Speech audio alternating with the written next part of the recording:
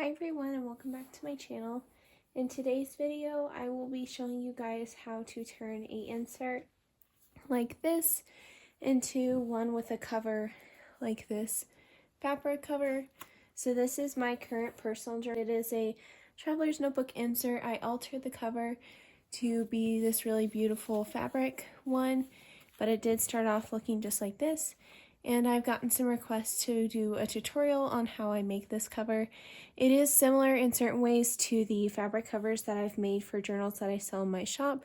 So if you're interested in maybe making one like those, this tutorial will help you. Of course, because I do sell those journals, I'm not going to give all of the insight into making them, but hopefully some of the tips and tricks can be helpful if you want to make fabric covers like these.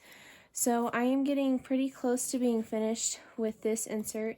I don't have a ton of pages left. It's been really fun working so far. So also keep an eye out for a flip through of this journal, which will be coming up when I finish. So before we can get into the how you make this journal cover, you will need to know what you need to make it. And so of course you'll need your insert. And then I also recommend PVA glue. You can use really any kind of liquid glue. I find that PVA glue is just really nice, high quality, and it's ideal for these kind of projects. A brush or some sort of tool to spread the glue around on your surface. And then you'll also need some sort of lining material. So I have some vintage wallpaper here. You can also use scrapbook paper. This is a pad that I have. I'm not sure yet what I'll use for my cover, but wallpaper, any kind of other pattern paper, anything like that. You can also use more fabric if you like. And then as for the fabric, I'm just going to move some things out of the way. I have a lot here to choose from. I'm not entirely sure which one I'm going to do, but most of these fabrics are thrifted. If you need fabric, I definitely recommend going to your thrift store and looking in the fabric section. But I have some bigger pieces of fabric that I might cut from. And then I also have some smaller scraps and bits and pieces inside of this bag. And then you will also need batting. This isn't required, but I get questions on how I make my journal covers look like cushy like this and how I make them look like padded, I guess like that quilted effect. And that's because of batting that I sew in between the like cover base material and the fabric. So I would definitely recommend batting if you want that like really soft cushy look. So now that you have all of your supplies, the first step that you're going to do is remove the cover that your insert came from the pages. Okay, now that the staples are removed, just take out that thicker cardboard cover from the pages, and then you can just set aside the pages for now. We'll bind those back into the journal at a later point.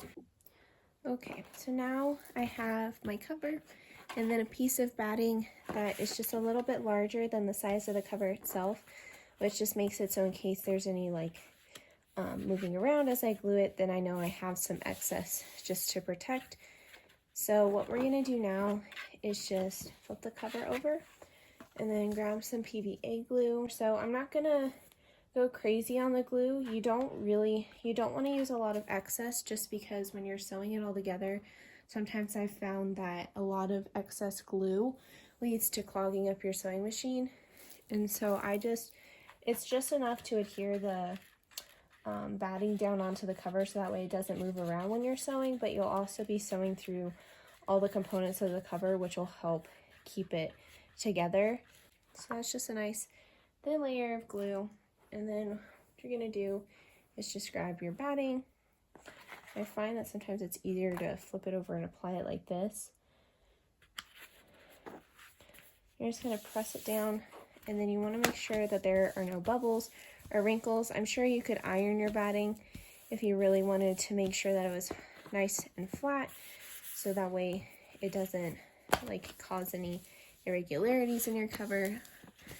But that's an extra step if you feel like it. If not, it'll still come out nice because it'll adhere to the glue. So now what I'm doing is you're just going to trim off all of the excess. So this is kind of how our cover is looking so far. So you just kind of lay out all of your fabric, see how it all looks together. And then once you've decided on a layout that you like, you're just going to go and hem all of the pieces of fabric that will be exposed. So you don't want to hem these pieces that are excess, but just the ones that are going to be like out and, you know, that you'll have to sew in later, but you want to make sure that it's not going to fray. So I'm just going to go and I'm going to crease all of these pieces, all of them. You could also crease this piece underneath. I probably won't, just because it's going to be stitched under everything, so the likelihood of it fraying is really low. I'm sure that this process isn't perfect from a seamstress's point of view, but I don't know. I'm definitely not at all a professional seamstress. I just like to use sewing as a different kind of media for my journals. But yeah, so I'm just going to go through and I'm going to hem all of these pieces, and then we'll come back for the next part. Okay, so now that we have all of our pieces ironed and hemmed, we're going to just lay them back out onto our cover base. So I'm just going to lay all the pieces down as I had them before. And then what we're going to do is I have some pins keeping the hems in place, and so I'm just going to kind of take out those pins while holding it down to make sure the hems don't come undone. But I'm just going to pin, doing my best to get through the batting down where I want each piece to lay. And this doesn't have to be super like stiff and like it's not going to move anywhere, but that's just going to help you maintain your fabric when you flip it over and glue down the excess. You kind of have to almost like bend the cardboard a little bit to get it to have the pins go through, but thankfully it is flexible cardstock, so you can move it as you need to. And then just going to continue placing all of your pieces of fabric, and you can go with whatever arrangement you like. I kind of did a bit more of a symmetrical linear alignment, but as you can see with this one, you can really do anything. You can have patches overlapping, like here. You can have them in any arrangement you like. It's completely up to you, but this is just what I'm doing for this one. And then what you're going to do next is you're going to flip over your cover, and then you're going to go in with some more PVA glue and just put it on the outside edge of your cover, which I'll show you guys in just a sec.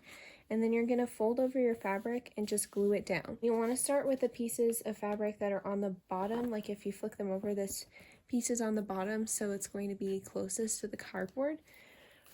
So you're just going to take a little glue, just run it around.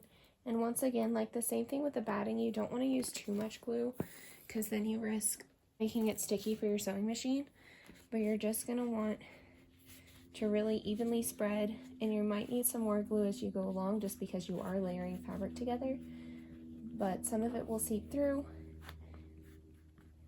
And so what you're going to do is just take your pieces of fabric, and it doesn't have to be like, this is a little bit long, so what I'll do is once the glue dries, I'll probably just end up cutting off the excess that wasn't completely glued down. You're just going to glue over your pieces of fabric, and this will help keep everything in place before you go to sew. And something that you also want to do is just as you're gluing, make sure that you're folding your cover back over and checking to make sure that you're not pulling pieces like oddly out of shape or making it unnatural in any way for when you fold. So you want the cover to be as like well positioned as possible, both when it's closed and when it's opened, if that makes any sense.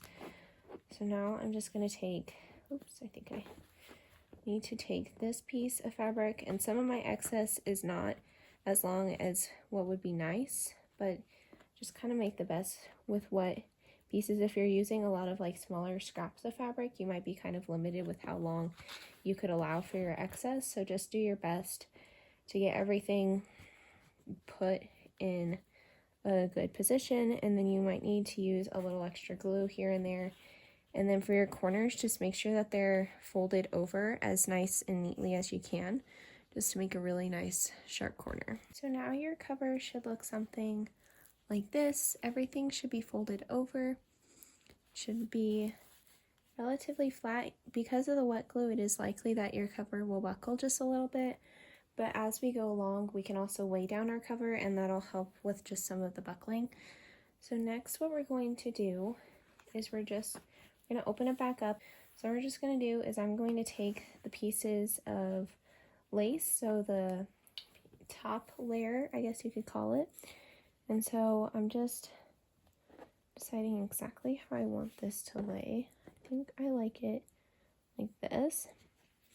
And so the last step that you're going to do is you're going to take these last top pieces and you're going to do the same thing that we already did, and you're just going to fold them over and then glue on the back side. So we have everything all hemmed over the side of our cover. This is what it should kind of look like.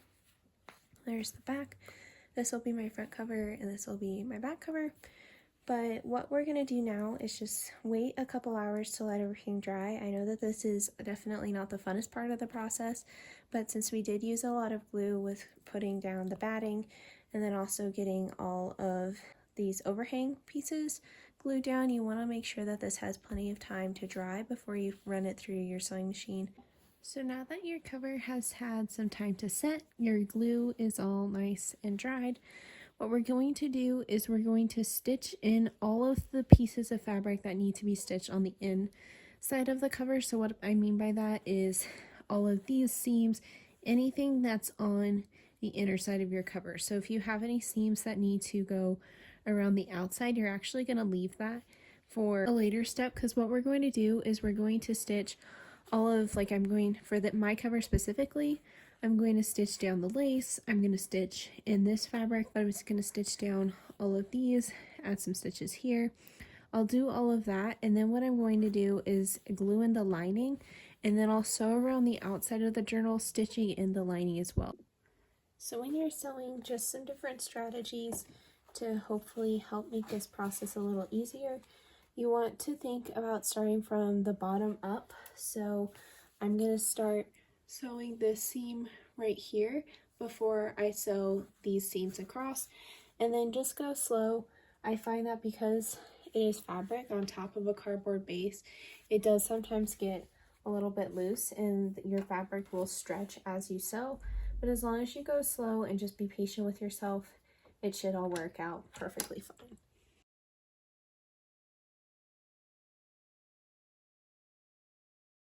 Okay, so I just finished stitching around the outside with my lining glued in. In this tin, I have all of my binding supplies. So we're gonna need a needle, some sort of device to punch your holes. I personally use an awl. And then you're gonna want some thread. So I think I'm going to use that thread.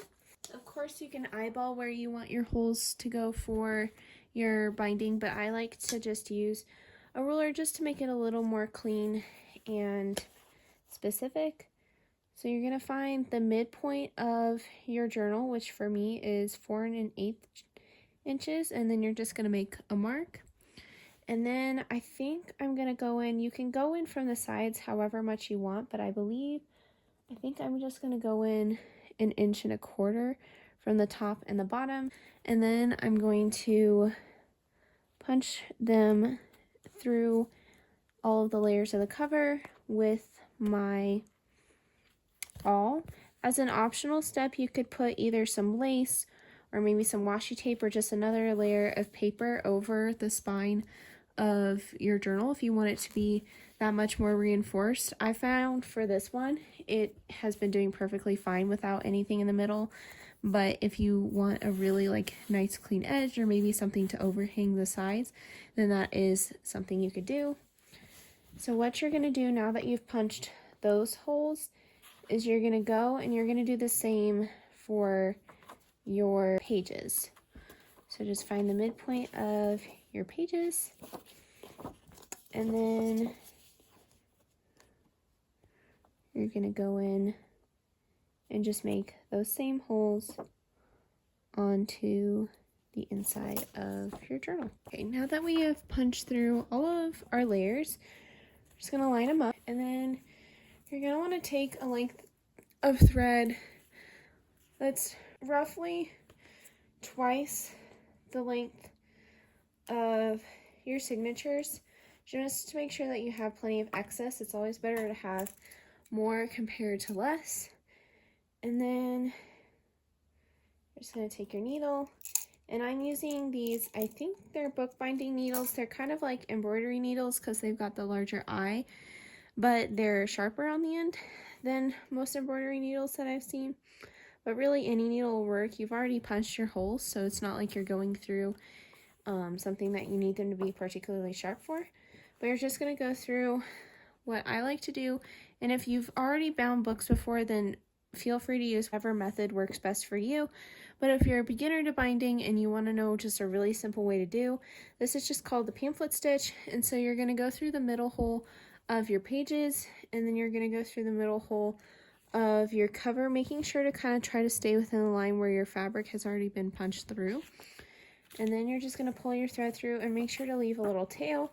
It doesn't have to be super long, but just long enough to be able to tie at the end. And then you're going to go through, you can go through either the top or the bottom hole, it doesn't matter. I'm just going to go through the top hole in this case. And then you're also going to go through the top hole of your pages. Pull your needle through, making sure that your tail doesn't get sucked away. And then you're going to go through that last hole, so the bottom hole in my case. And you're just going to go through the pages and the cover again, and then just pull to tighten everything. And then you're going to go through the middle hole again.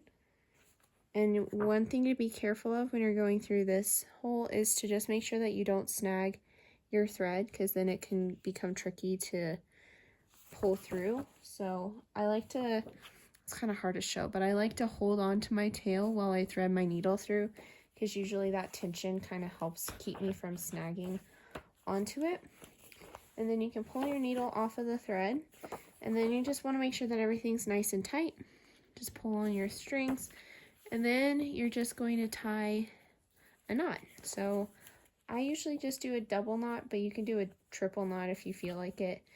Just make sure that it's nice and tight and secure. And then you're just going to trim your excess. I still leave a little bit just in case anything happens. I want to make sure that I have enough to, like, I don't know. I guess it's just kind of a security measure. But you can cut them as short as you like. And then you have your journal. So that is what the finished product looks like. You have your inner cover, and then all of your pages, and then your back cover. I am so happy with how this turned out. I hope that you guys really enjoyed this tutorial. If there's any questions that you guys have, clarification on any of the steps, please feel free to leave me a comment, and I'll do my best to explain it to you guys there.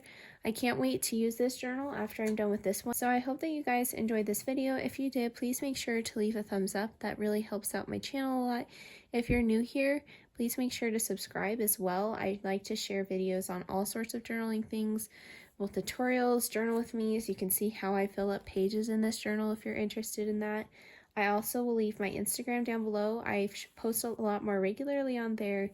But yeah, it's such a fun community that we're growing on here. I'm so excited to be able to release videos to you guys, and I hope that you stick around for the next one.